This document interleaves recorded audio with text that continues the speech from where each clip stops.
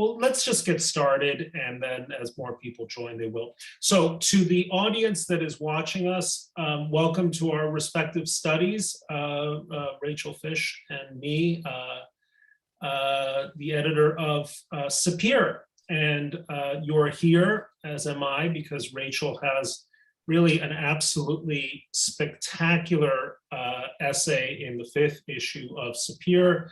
Can the Academy be saved from anti-Zionism? And if you are either in the Academy or have children who are in or at the edges of the Academy as students or prospective students, this is an issue that I think concerns us profoundly, particularly when it comes to the question of Israel, Zionism, and anti-Zionism. Just a quick word about SAPIR. We had our initial remit with our publishers, the Maimonides Fund, was to do a 1-year quarterly journal, 4 issues addressing fundamental topics in Jewish life. And the first year went, I think, exceptionally well. Our issues on social justice, on power, and on continuity and aspiration resonated with, I think, a large and an influential segment of the Jewish community. Our subtitle is a journal of Jewish conversations, but really what we are conversations for the sake of a thriving Jewish future. So we seek thinkers who are capable not only of diagnosis, but of prescription. And we ask them to give us ideas, to give us, give readers, give philanthropists, give Jewish organizational leaders ideas for how to create that thriving future. And we also seek voices from across the ideological and religious spectrum of Jewish life, so long as those thinkers are themselves also committed to a thriving Jewish future. So anyway, Rachel, thank you so much for joining us. You and I will speak for about 30, 35 minutes or so, and then we will, as we have before, turn this over to questions from our audience members. So as Rachel and I speak, I ask the audience, there's a chat function, there's a Q&A function at the bottom of your Zoom windows.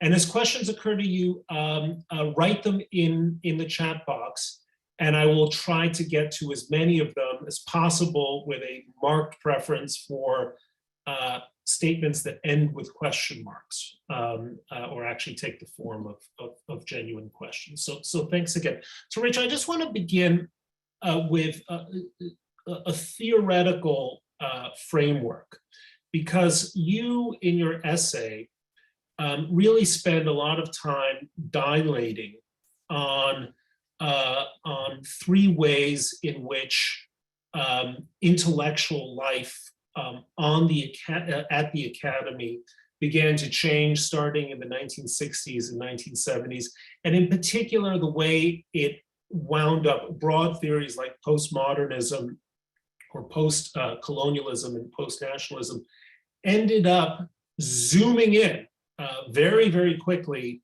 on the question of Zionism and the state of Israel. So walk us through a bit of that intellectual or ideological history, if you don't mind.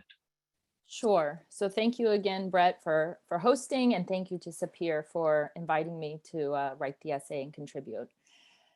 So I think what I want to start off by saying, and I've heard other folks even present with SAPIR and say something similar, which is intellectual ideas are super valuable, and they need to be part of the toolkit that individuals have as critical thinkers. The challenge is when some intellectual ideas become the primary lens through which all issues are refracted. And that is an example of what I wrote about, specifically in terms of how this impacts the Israel conversation. And these intellectual factors found a real home in the fields of the humanities, which impact sociology, anthropology, history, all of these kinds of disciplines that many of us are attracted to. And the ideas that some of these intellectual theories put forth, again, can be useful as a tool, but not as only understanding through that lens. So let me give you a few examples. Just to be clear, so what you are saying is you are not asking anyone to rule out postmodernism or postcolonialism as a way at looking at the world. Your objection is that it has become the only one. Correct. And it's important when you're reading literature, for example, to be able to pick up the tool of postmodernism and apply it to a particular text, but you can also pick up other tools as well.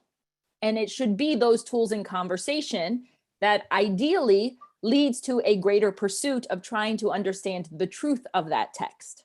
That's how I imagine the intellectual sort of ivory towers working and functioning at its best, knowing that sometimes that may be a bit naive or too idealistic, but that's the ideal. So let me give you an example. During this period of the late 1960s is when you begin to see area studies emerge within universities. Area studies are like gender studies, women's studies, African American studies, Jewish studies. And these area studies exist so that students can do a deeper dive into a particular subject in a multidisciplinary way. That has a lot of value. Again, the tools that are taught include tools during this period of time that fit the larger cultural and political zeitgeist that exists within the universities and to some degree within the American atmosphere, and partly also the impact of the European atmosphere. So for example, when you start to see the emergence of post-colonialist studies, the idea here is that anything that was involved with the colonial, bad. And anything that needs to exist outside of the colonial, good. Similarly, Marxism. The idea here for Marxism is not in the term of economics, but rather in the term of power. And what happens is that the idea is those who are weak ought to be strengthened, those who are strong ought to be weakened. So you can start to see where Israel is going to fit into this equation. Can I challenge you for a second? Sure. And maybe this is a bit of a overly broad challenge, but this was never a fair fight in the following sense, which is that a university that commits itself to a kind of value neutral way of thinking about all questions, including fundamental questions like, is there such a thing as objective truth? Or are truths only a matter of competing narratives? Are we, as an institution, guilty of participating in structures of white power? This kind of radical openness to a set of ideas, including ideas that undermined the very principle of radical openness that made these ideas possible, was a recipe for self-destruction. It's a little bit like democracies that invite totalitarian parties to participate in democratic elections, in the way that Egypt at one point asked the Muslim Brotherhood to participate, or 90 years ago, Germany invited the Nazis to participate. And using the tools of a value neutral system have effectively destroyed the possibility of value neutrality in any kind of academic discourse. Is that a fair objection to what you're saying? I think it is a fair objection. I mean, I would argue that nothing is value neutral, right? We know that, for example, most of these institutions proclaim that they are the marketplace of ideas. It's just that they like certain ideas more than other ideas. I mean, Jonathan Haidt wrote the important essay, what's the telos, the purpose of the university? And he would argue that you have, two positions on that. Those who pursue veritas, emet, truth, and those who pursue social justice. And he would argue they can't actually be pursued simultaneously. One has to ultimately be prioritized over the other. Mm-hmm. It's like, I think about Israel as a Jewish and democratic state. It is deeply Jewish, that's its particularism, and it is democratic, that is its universalism. In order for those to coexist, it doesn't mean that they're always equal. That's not the reality. It's that they're in a healthy, tenuous relationship. And one is going to have more priority at a particular moment in time than the other. But it doesn't mean that you completely negate the other. So I think of the university in that space, knowing that it's got to hold a lot of perspectives without championing a singular perspective. Mm-hmm. And part of the challenge that I encountered, both as a student and as an academic, was that there was ultimately a championing that was expected. And if you didn't champion a particular perspective using some of these tools, then ultimately you were not understood within the larger framework of the academy. And that then poses a serious challenge to critical thinking. So let me give you an example that has nothing to do with Israel. Okay, nothing. A leading feminist scholar for whom I had to serve as a teaching assistant as a graduate student was teaching about female genital mutilation. And this individual did not allow for a perspective that suggested that female genital mutilation was ultimately bad, period. Because she said we were not taking into consideration the cultural norms of the society, in particular it was in Africa, and we were imposing our Western lens and our Western values, and we had no right to critique it. So that to me was a red flag. It became a red flag in the sense that, what do you mean I'm not allowed to critique it?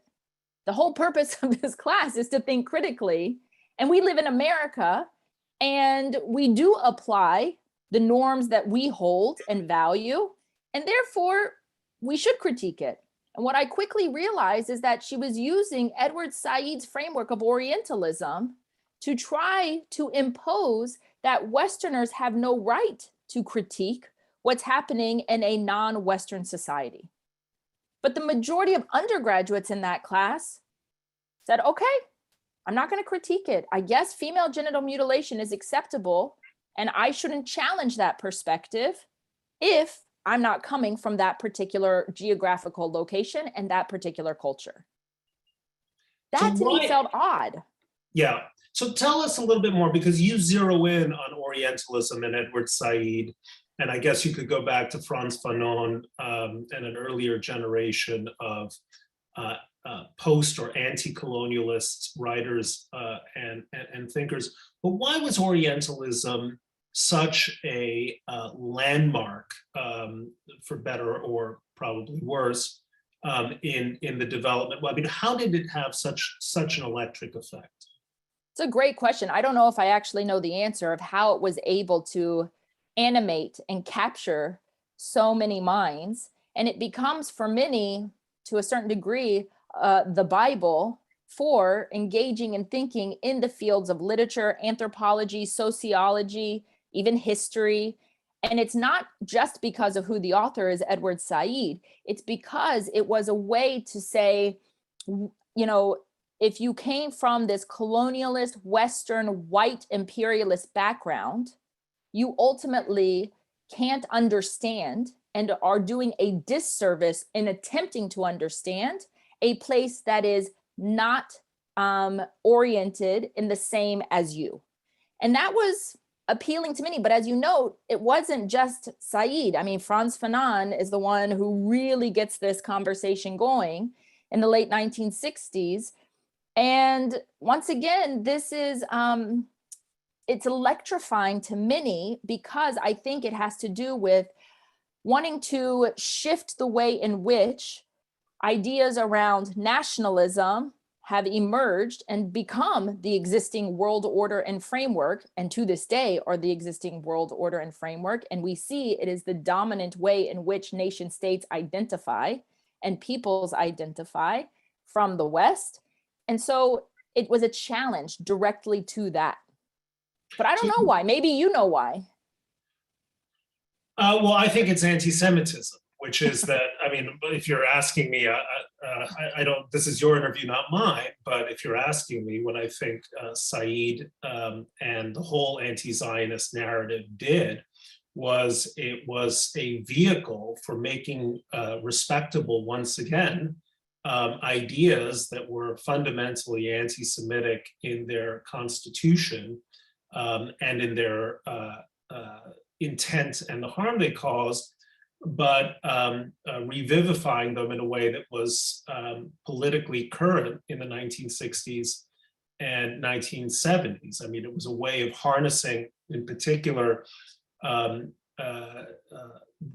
anti-Semitic currents coming out of the Soviet Union and coming out of Arab nationalisms and giving them a respectable academic gloss. I mean, that's my own view, that with Said, the anti-Semitism is central, and those who are looking for a new vehicle by which to attack Jews discovered that this was an incredibly convenient way of doing it, and a way in which it could be done on the political left, since the avenues for doing so on the political right had been foreclosed by, you know, the catastrophe of Nazism and right-wing anti-Semitism. There's a paradox that you raise in your piece, which I thought was so interesting, which is that the way in which post-colonialism, which really amounts to a form of nationalism, right? I mean, what emerged from colonialism was nations, or at least nation states, countries that were avowedly nationalistic, corresponds with this anti-nationalism, which also is a function of politics on this sort of postmodern left. How do these things coincide? I mean, this is exactly right. Think about what happens in Algeria in the late 1960s, right? You want to throw the French out. There's this third worldism, this idea that people need to be able to have agency, which is reminiscent of some Zionist ideas, obviously. But it's also at the expense of recognizing that not everything that was in place during a colonialist period was negative. So it's balancing those two once again, but it is this paradox. But it goes back to Marxism, because power is part of that equation. Because ultimately, it's the weak that need to be triumphant and to be strengthened in that third worldism. And those who are strong have to be weakened. And in this case, race also will play into that conversation very often, because it will be the supposed perception of whiteness versus the supposed perception of darkness, blackness, whatever it may be. So that is the paradox, because then you get these nation states that do exist, and they identify as, in a very clear form of nationalism, with a very particular identity as a nation state. So I want to talk about these frameworks of weakness and strength, right? Because that is not just the dominant narrative when it comes to questions about post-colonialism or the Middle East or anti-Zionism, but really sort of the social justice narrative entirely. And one of the ways in which many Jewish organizations and students have reacted to that narrative is to essentially try to mold the Jewish narrative to join it, which is to say, hang on a second, when you talk about the weak, look at the Jews, 2,000 years of incessant and often genocidal persecution. Israel is a little state surrounded by much more powerful neighbors. Its victories have always been improbable. Its existence, hangs at the proverbial knife's edge.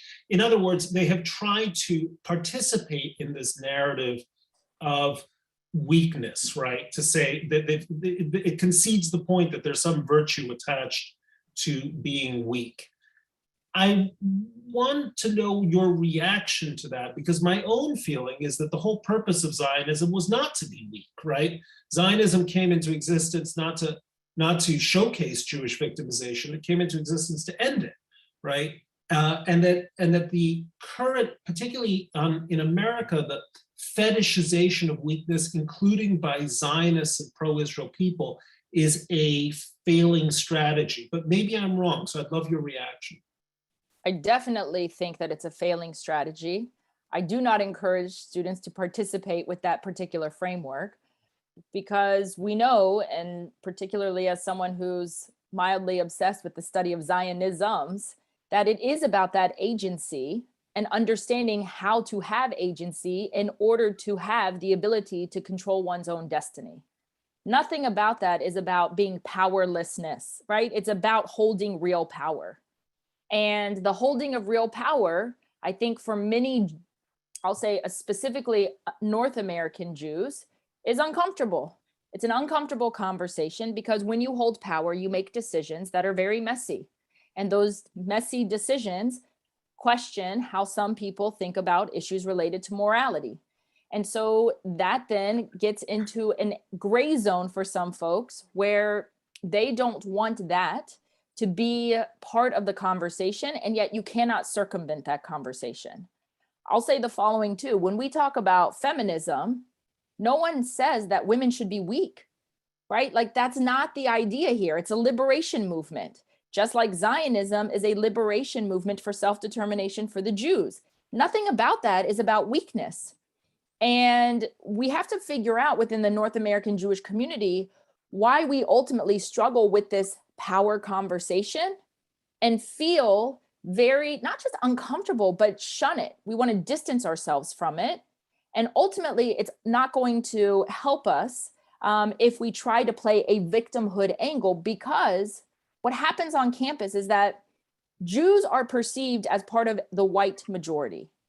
They are not understood as a vulnerable minority.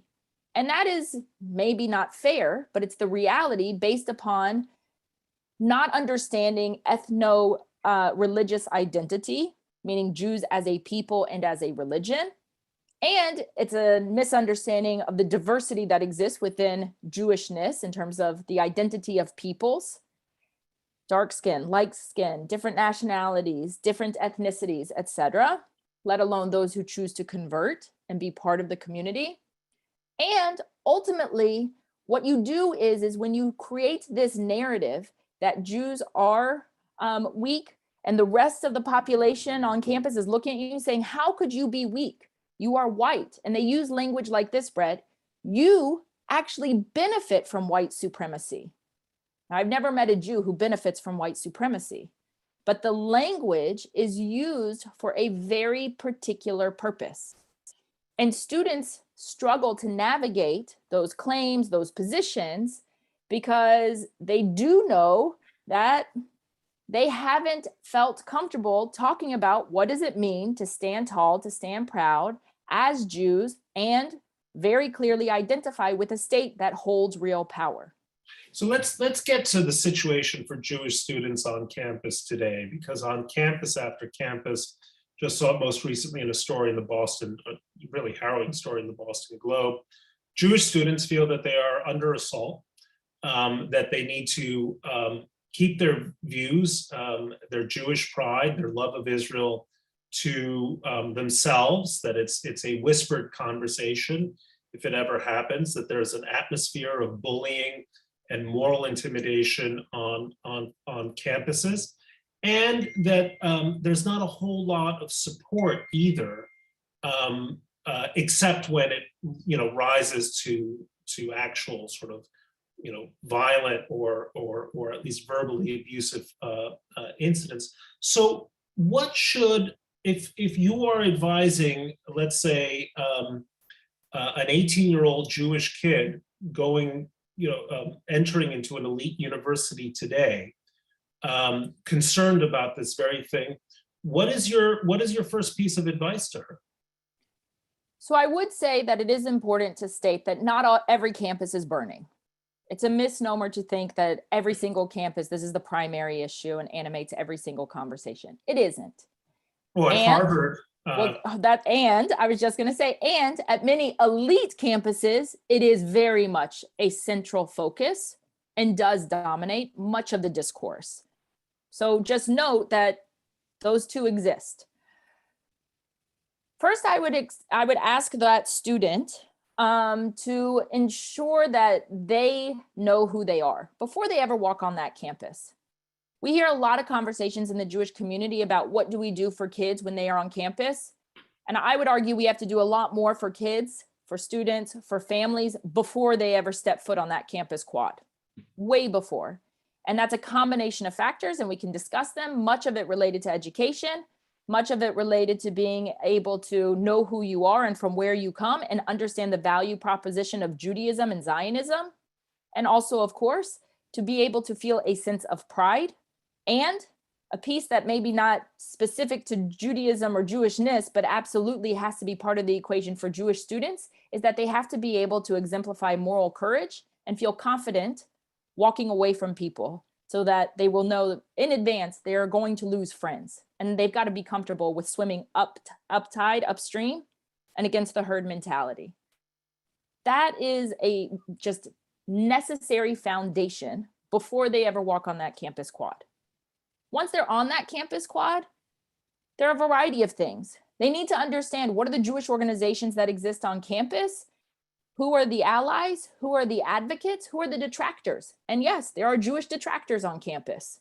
And they need to map that out basically to understand, let alone externally, the non-Jewish space. What are the student groups on?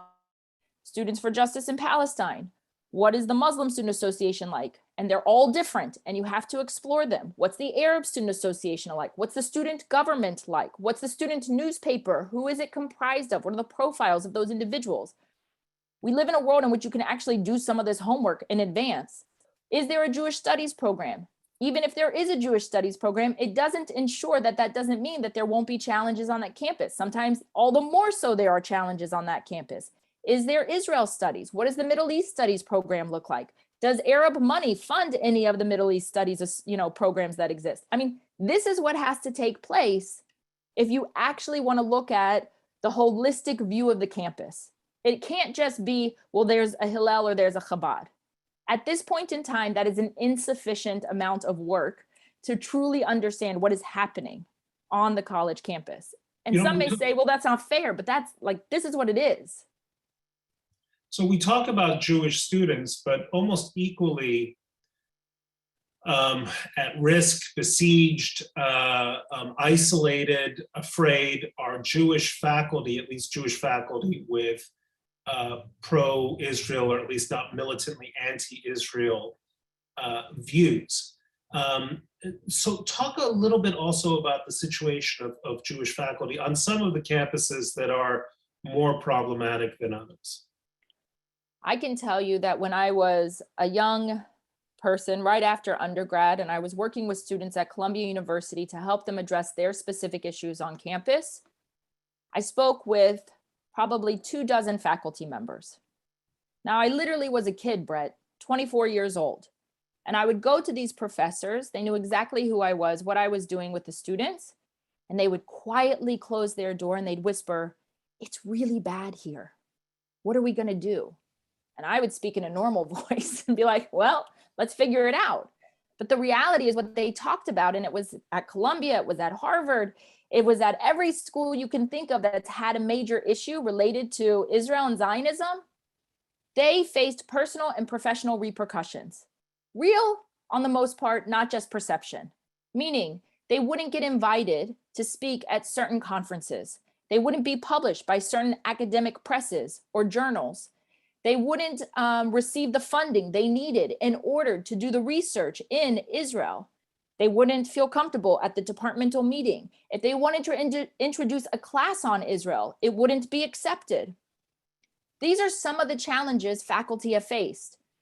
And there are some groups that have emerged, Scholars for Peace in the Middle East, Academic Engagement Network, specifically to create an organization for the faculty to be able to engage with one another and navigate the political complexities of these realities.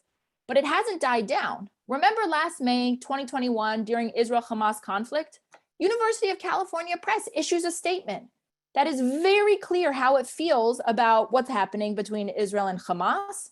And ultimately, if you are an academic who deeply cares about engaging in serious scholarship about Israel, the California press is not a home for your work. It becomes abundantly clear. When departments issue statements, not individual faculty, we're not talking about them losing their ability to speak, but when departments, ethnic studies, gender studies, African American studies, issue full-fledged statements about the conflict or about a position on Israel, how does it feel as an undergrad or a graduate student when you have to go see your advisor, let alone as a faculty member in that department who doesn't hold the same position? It creates a very hostile environment, and you are basically expected to check your Jewish and Zionist identities at the door in order to be accepted as part of those institutions.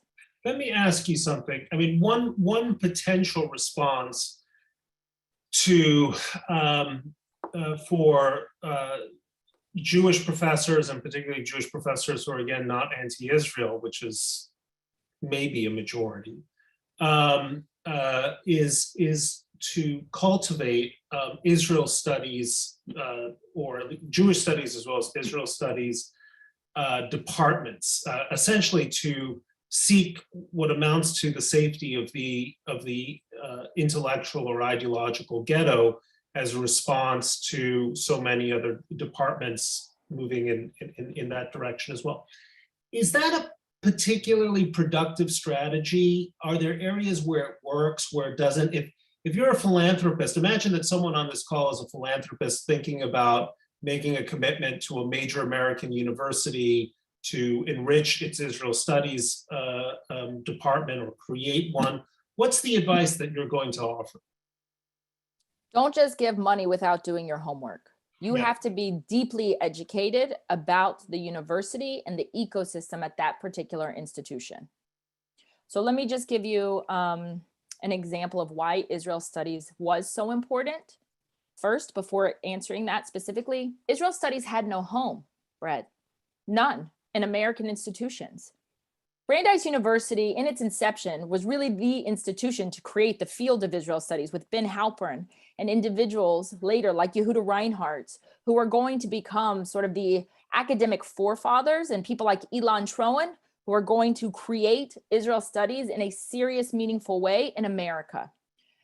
But the reason is that you can't study about Israel in a serious and substantial way in Middle East studies. It's not possible because of the polemics and the politics. Now, one would say, well, what about Jewish studies? Well, here's where I would take a page out of Darrell Horn's book. And I said this for a long time. Jewish studies can be valuable, specifically for studying Yiddish culture, for studying the ancient Near East, Holocaust, sociology of the American Jewish community, American Jewish history. But Israel was not part of that conversation. There was a real uncomfortableness or discomfort with thinking about Israel, Jews, and modern society holding power. So you actually needed to create Israel studies so that you could do the real work that's needed in order to understand Israel, both in its uniqueness and like every other nation state that exists, and compare and contrast and look at them and interrogate and examine. However, part of it is that what has happened has created these silos where Israel studies is then not integrated significantly throughout the university. And there have been attempts like the Schusterman Center for Israel Studies at Brandeis, which tried to build ways to integrate it more evenly throughout the university ecosystems internationally, not just in America. But it is highly dependent upon who sits in the endowed professorship, highly dependent upon who the donors are, what the larger ecosystem is of the university, who ultimately hires the president and whether or not the president cares about this project. And if you can ensure that it's not built singularly, right? It cannot be around one individual. So we have seen situations in which Jewish donors have given money, hired an academic in the field of Israel studies, often Jewish and or Israeli, and then those individuals are the ones leading the charge for anti-Israel positions on campus. That doesn't help. So that makes me wonder, and this is a subject you raise in your essay, whether those of us who care about this can have any hopes for established universities. I mean, there now is more and more talk at multiple levels, not just at the university level, but at the high school level, even before then, as ideology infects more areas of educational life, that the only possibility is the creation of an alternative ecosystem. Obviously, a prominent example of that is the effort to establish the University of Austin, or whatever it's going to be called now. Maybe, but then of course these things face formidable barriers of their own. So how valuable is it to start just saying, look, there's no point joining these clubs or trying to reform them. Even when you create an Israel studies program, it gets taken over by the last people you want running these things. We just have to go and reinvent this particular wheel. So here's where I would say you can't abdicate fully from the space, because it's not just about Jewish students. There are plenty, majority are non-Jewish students who still are going to be swimming in the waters that we laid out before and not understand why it's problematic and don't know how to challenge it. And these individuals are going to take leadership positions in all different fields: economics, right? Policy, law, business, education. And to the point that what happens on campus doesn't stay on campus, I've been making that point for 20 years. A lot of Jewish organizational professionals basically patted me on the head and said, don't worry, kids will grow up. It's just a handful of faculty. And the reality is that what I was saying and what others were saying, a small group of us, was that this is going to seep into mainstream discourse, politics, media, traditional and social justice movements. You can't just pretend what happens on campus stays on campus. So I do think that there's a real value to create new institutions and to see how well we can do in building these new institutions. And it doesn't mean that we can completely cede the space, because those institutions that do exist are still going to exist and be educating a lot of individuals that aren't just Jews. Also, no one's going to stop in the Jewish world striving to reach Harvard and Columbia and it's not going to happen. And Jews aren't going to start homeschooling their kids in universities for university, right? They're desperate to send them somewhere to some of these brands without understanding at all what comes with that when you send your child to one of those institutions. So we need both, I think, sort of approaches in order to be able to navigate this and reclaim what I think is so important, which is this pursuit for veritas. Last question before I turn it over to our audience questions. What is the possibility for universities in Israel to start picking up the slack? You have what used to be the Interdisciplinary Center in Herzliya, now renamed Reichman University, offering courses in English.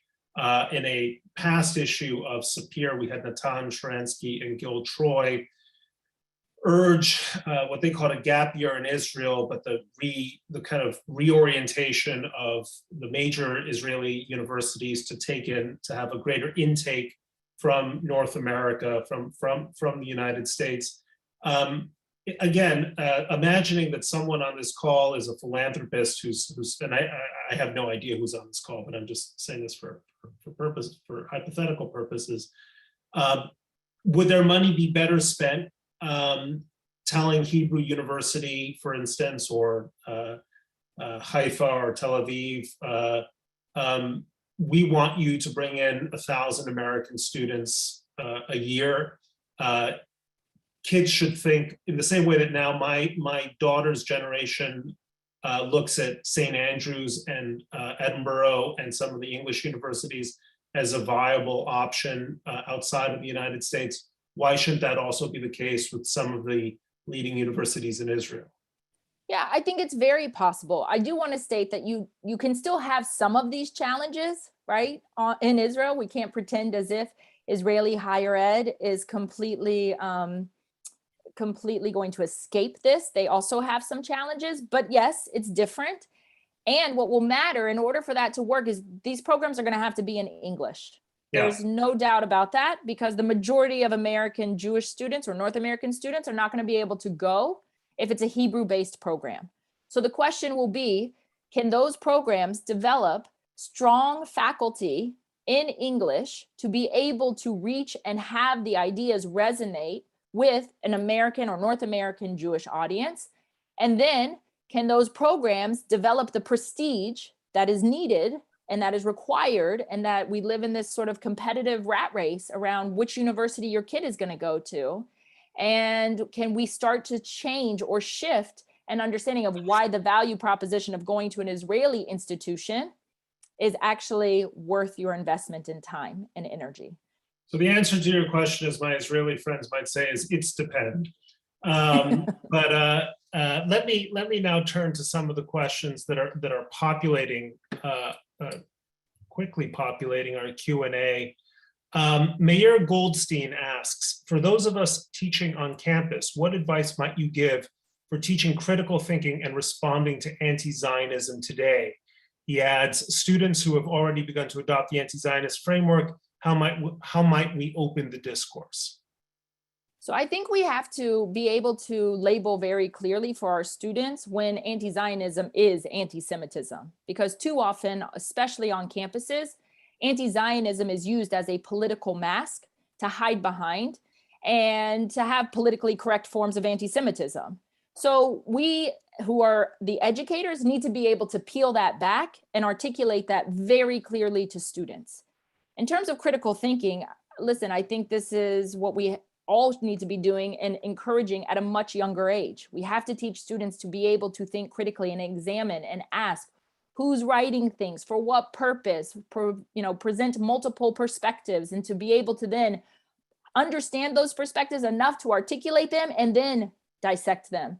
But you got to create the space to do that and to be able to encourage your students and say, my goal here is not to make you a Zionist. That's not the goal in an academic institution. That is not the goal in the university.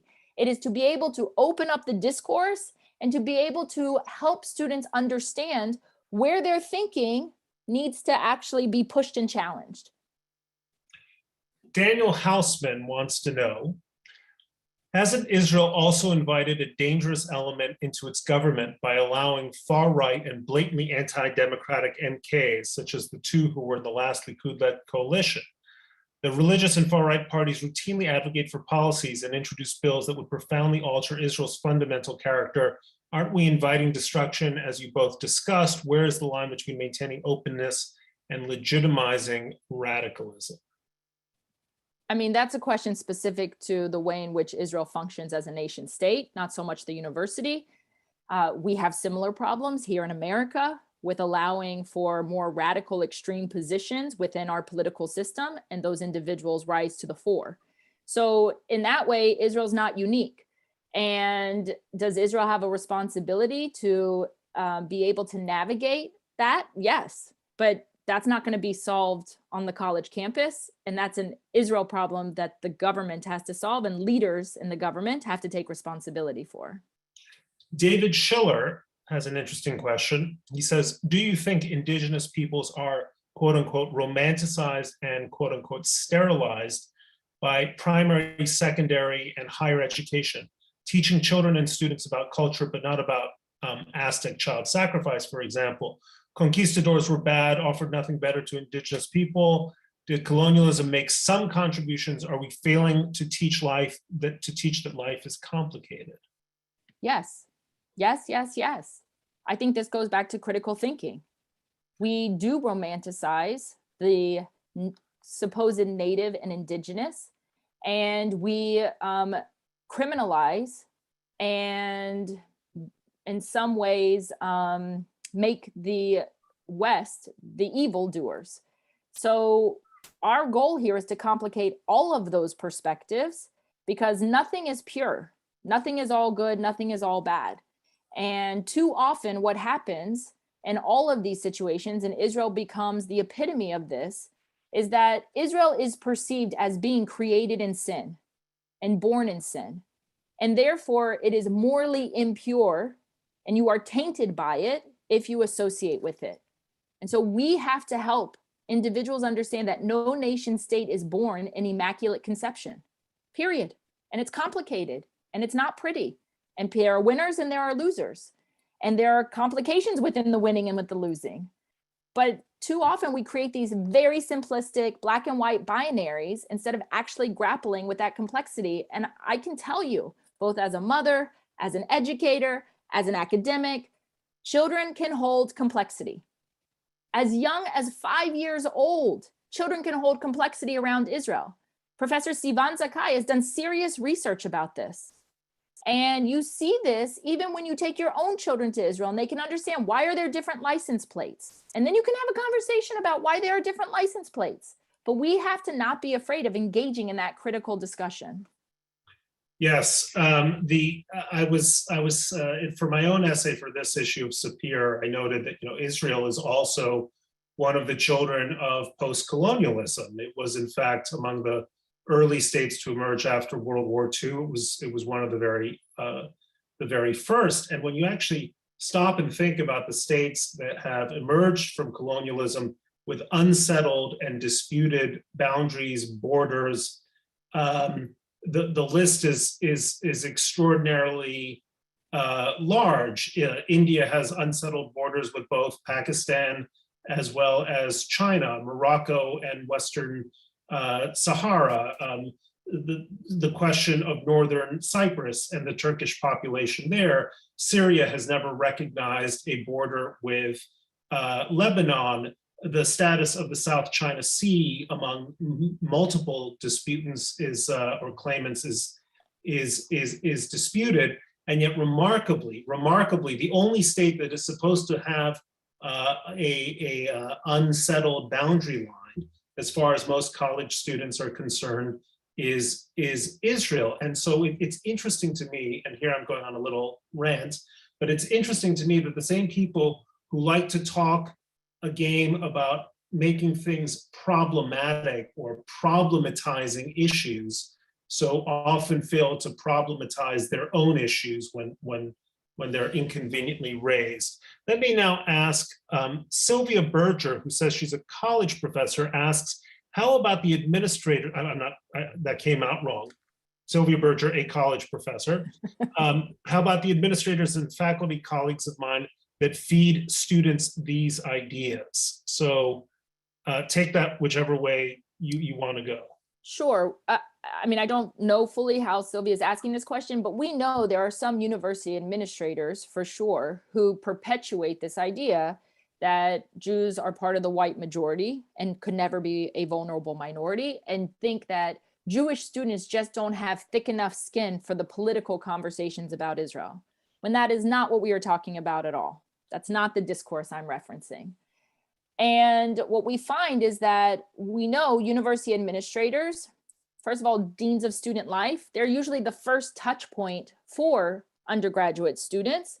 And so should an issue emerge on campus, that's a natural place for students to go in order to navigate the complexity they may be hearing, seeing, and or a particular anti-Semitic incident that has occurred.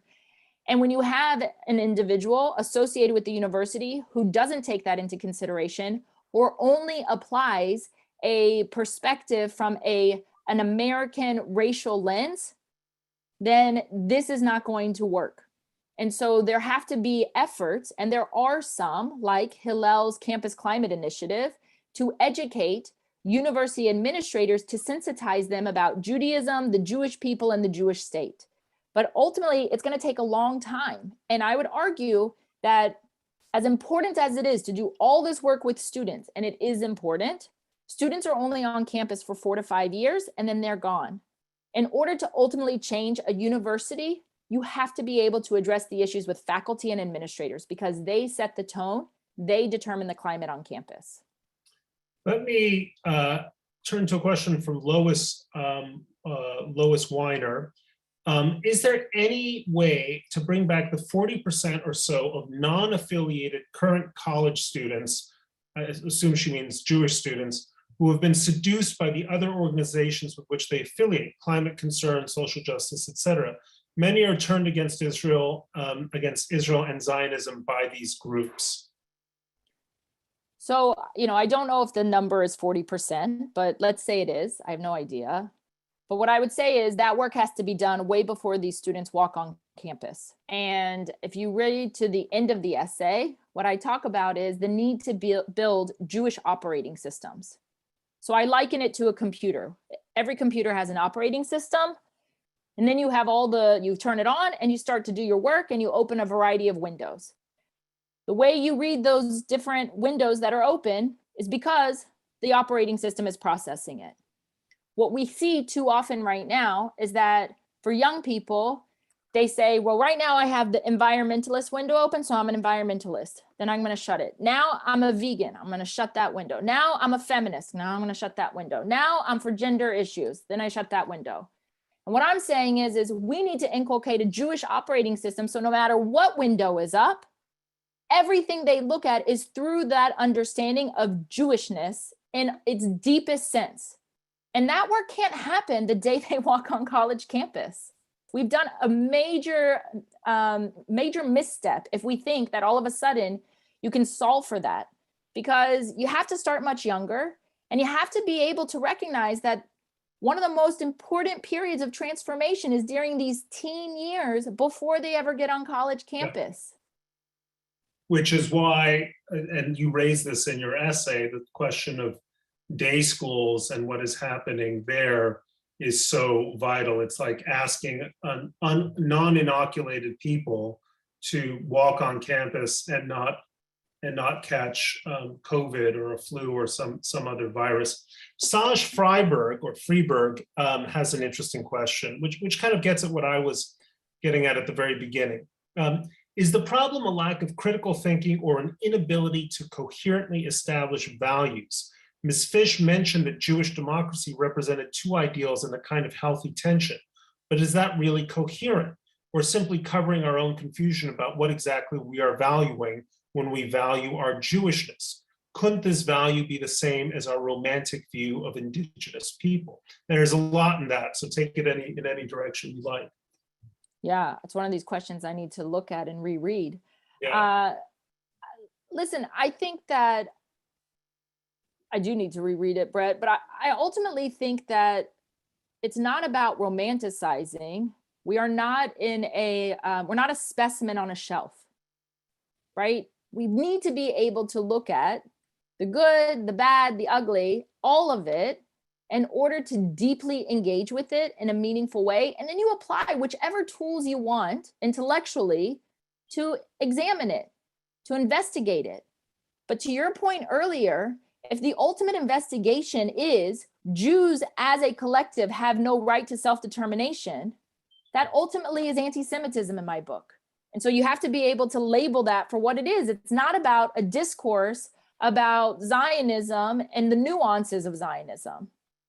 So without, again, reading this in more detail, I honestly don't know if there's any way to help students actually dive into all that these conversations require.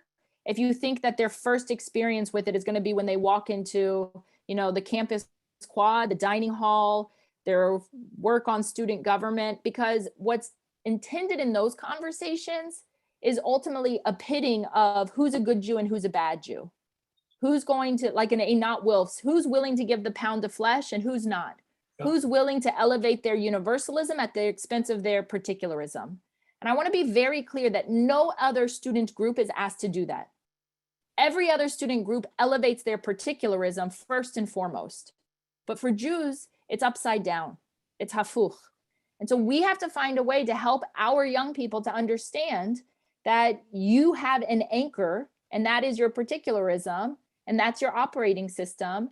And that anchor ought to be able to be both strong and flexible, like the reed. And critical thinking shouldn't diminish the anchor. It's hafuch, but not like the coffee. Let's see. Okay, Tom Seaton asks, system-wide University of California System Admissions Board recommended that admissions requirements to all UC schools must include liberated ethnic studies, which is the most anti-Semitic kind, that's me, liberated ethnic studies course focusing on indigenous people and anti-colonialism. Israel not explicitly mentioned. While now on hold, there was almost zero pushback from Jewish professors, and it means all Cal high schools may well be equipped to teach ethnic studies courses with this theme. Any thoughts on that? Yeah, fight it. Fight it as hard as you can. And if your Jewish community organizations aren't fighting it, ask them why they're not fighting it and hold them accountable, because they're doing a disservice for their Jewish leadership and for the Jewish community. It's not an option at all. And what happens in California will happen in Massachusetts, will happen in Texas, will happen then in all textbooks.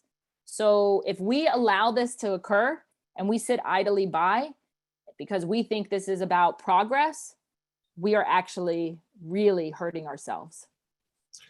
The great Martin Crozel, my friend in Toronto, I'm going to ask his question. Isn't it time to loudly declare that everywhere except Israel, anti-colonial ideas have tried to be implemented? The human consequences have been disastrous. And then he offers a number of examples. Yeah, I mean, look, this is again about having an honest conversation simply about all of these issues and recognizing that colonialism doesn't have to be understood only in the narrative of being evil, but you have to be able to teach, again, young people. Let me just say it this way. The language itself, it's confusing to individuals, right? There's a sense that colonialism is already equated with bad. It's equated with whiteness, and it's equated with power, and it's equated with malehood. Let me give you an example, Bret. Jeff Jacoby, right, the journalist at the Boston Globe, just wrote a very powerful piece about a student who was making the claim at George Washington University, his alma mater, one of my alma maters, the university ought to change its name because George Washington is the most evil individual to ever exist. Mm-hmm. Why? Why? What about all the other things about George Washington other than slavery are we not talking about? This is what happens. Things are understood only in very simplistic terms. And so colonialism gets understood in that way, which is why then you have the romanticization and this, pushing up of the indigenous and the native. It's all doesn't get challenged, because if you challenge this, what's going to happen to a student? You must support racism. Whoa, it's the worst sin in the world to support racism. You don't want to be associated with that. So because we live in a world where we cancel people immediately for any idea, and because of social media where we can immediately begin to bully them in the most uncivil way, what do most students do? They stop talking. On that note, on that note, Rachel, this is such a rich and fruitful conversation, and just listening to you gives me ideas for the essay I'm writing for our next issue of SAPIR, which is going to be on the subject of education, a particularly important one, I think, to this audience. I want to apologize to the many people whose questions I wasn't able to ask. I suspect they would gladly wait longer, but we want to honor and respect people's times in the beginning of a week. So to those of you whose questions I didn't ask, please accept my apologies. Rachel, I really want to thank you for not just this conversation, but really a luminous essay in SAPIR. And I want to thank our audience for just being engaged with this, this enterprise of ours, which really aims to make possible the kinds of conversations we need to have a better, more secure, a thriving Jewish future. So please remain engaged in these talks. We have many more to come. And Rachel, I look forward to the next piece I'm going to commission from you somewhere down the road, but hopefully in the not too distant future. Thanks again for joining us, and have a great day. Thank you.